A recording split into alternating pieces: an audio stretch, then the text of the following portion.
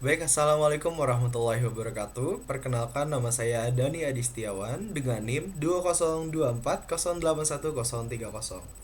Aku dari program studi Sistem Informasi angkatan 2024 Universitas Pembangunan Jaya. Jadi, hari ini aku akan mempresentasikan sebuah aplikasi fiktif yang telah dirancang oleh aku dan juga timku. Kita lanjut. Dan ini adalah tim aku, yaitu ada Citra, Kaila, Verina, Risa, dan juga aku. Kita lanjut ke pembahasannya. Jadi aplikasi fiktif ini tuh apa sih? Jadi aplikasi fiktif ini sebuah aplikasi yang menghubungkan antara pelanggan dengan berbagai tempat servis alat elektronik. Jadi kita ini bukan sebagai tempat servisnya. Jadi kita adalah penghubung antara pelanggan dengan berbagai tempat servis alat elektronik. Jadi nantinya di dalam aplikasi ini dibuat fitur, jadi kita juga bisa memilih tempat servis yang kita inginkan.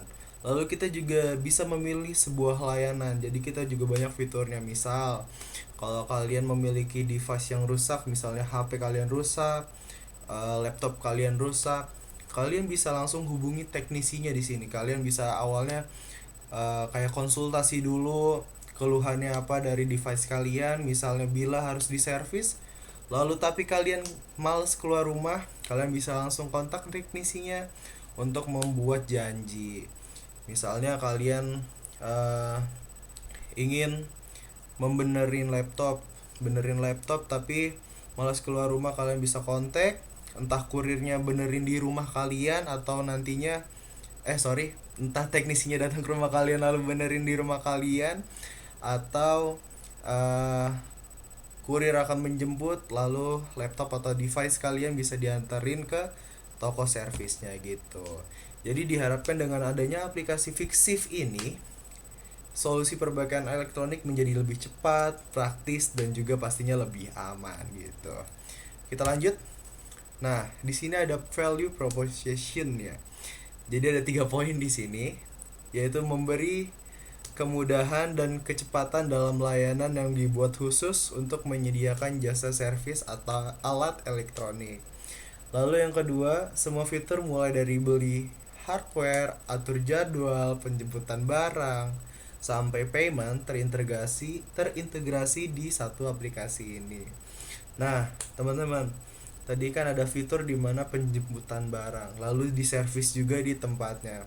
Misalnya nanti barangnya udah selesai, kita juga memiliki layanan payment gitu, teman-teman. Jadi misalnya barangnya udah selesai di service, teman-teman bisa langsung payment di aplikasi Fixif ini. Lalu yang ketiga, semua teknisi dipilih melalui seleksi dan pelatihan ketat sehingga dapat dijamin keahlian dan integritasnya. Garansi dan asuransi perbaikan juga disediakan apabila kualitas perbaikan tidak memenuhi kriteria. Bisa dilihat tadi di sini. Nah, di sini di poin ini ada 3, yaitu cepat, praktis, dan juga aman.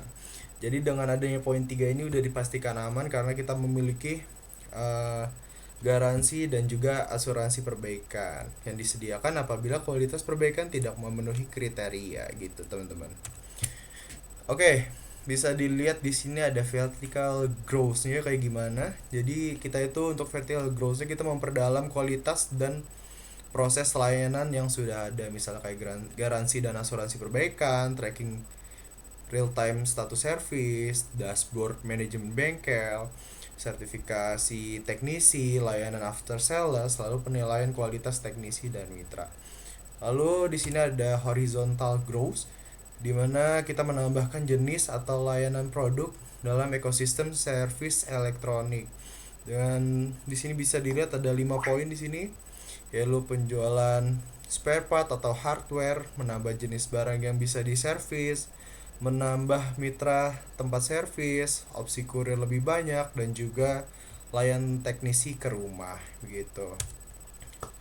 Nah, di sini ada 6 posisi yang telah disediakan di Fixif ini. Yang pertama ada software developer yang tugasnya atau job desk-nya adalah mengembangkan software untuk aplikasi Fixif. lalu melakukan software maintenance rutin, menjaga keamanan sistem. Lalu job spec-nya apa? Minimal S1 ilmu komputer, informatika atau sistem informasi. Yang penting lulusannya tuh linear dengan job spec yang telah dibutuhkan di posisi software developer ini. Lalu selain itu memiliki pengalaman kerja minimal 2 tahun. Lalu ketiga, memiliki basic skill kerjasama yang baik dan mampu memanage waktu dengan baik. Lalu yang kedua, ada human resource. Job desk-nya apa? Yaitu diantaranya ada rekrutmen, mengelola administrasi, mengatur pelatihan, lalu menangani hubungan industrial dan kebijakan perusahaan. Lalu job spec-nya minimal pendidikan S1 terkait psikologi dan juga manajemen. Lalu yang kedua ada paham proses HR, lalu komunikatif, teliti dan mampu mengelola konflik. Lalu yang keempat pengalaman kerja sesuai level posisinya apa. Begitu. Oke, kita lanjut. Ketiga, gak lengkap bahwa di sebuah fiktif ini tidak memiliki digital marketing. Pastinya kita memerlukan digital marketing ini. Job desk-nya dari digital marketing ini apa? Yang pertama, membangun engagement marketing, membuat dan mengelola konten. Lalu yang ketiga ada quality of life atau QOL dan kerjasama dengan konten kreator. Lalu yang keempat, social media management. Lalu job spec-nya apa? Minimal S1 jurusan ilmu komunikasi atau marketing. Lalu yang kedua, pengalaman minimal 1 tahun di dunia digital marketing. Lalu yang ketiga, kreatif dan punya sense of trend. Lalu yang keempat, mampu bekerja cepat dan terbiasa dengan deadline. Oke, lanjut kita ke bagian finance.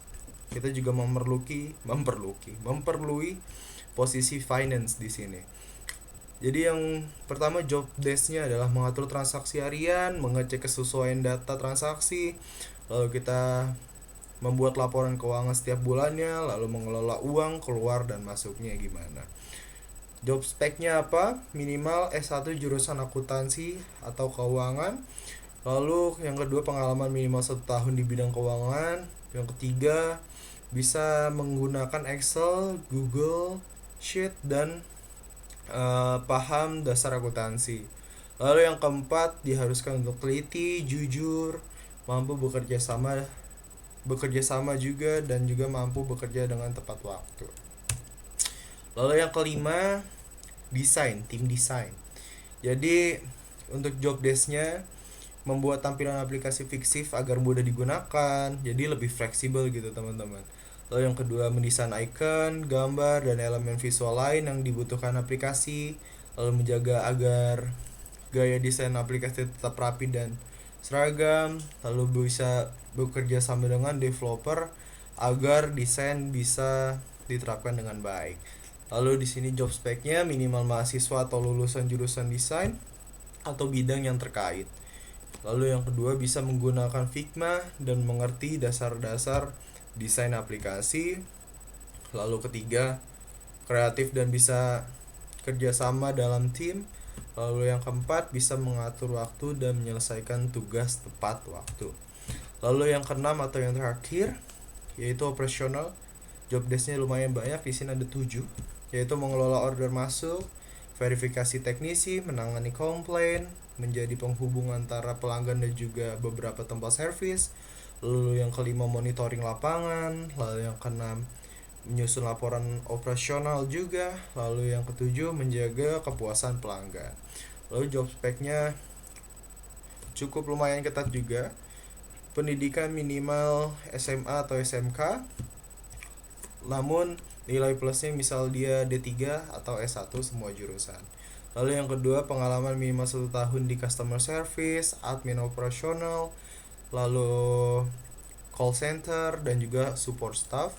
Yang ketiga, ada kemampuan komunikasi, multitasking, problem solving, CRM dasar, ketelitian dan ketepatan waktu yang tinggi. Lalu yang keempat, bisa bekerja dalam tim, sabar, jujur, proaktif dan bertanggung jawab. Lalu yang kelima, bersedia bekerja shift dan bisa standby apabila dibutuhkan.